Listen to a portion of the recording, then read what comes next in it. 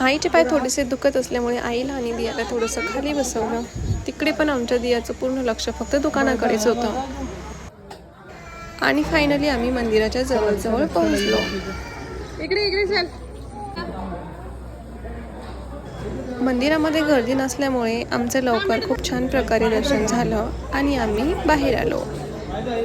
इकडे बघतो तर काय, बापरे, खूप सारे माकडे बसलेली होती आणि आमची दिया मस्त मज्जा घेत होती. आणि इकडे खूप छान असं वातावरण दिसत होतं. मंदिरावरून डोंगर तर फार सुंदर दिसत होता. आणि फायनली आमच्या दियाला खूप छान खिलोने भेटले आणि ती खूप खुश होते. ती वाट बघत होती की केव्हा मी घरी जाईल आणि यांच्यासोबत खेळेल.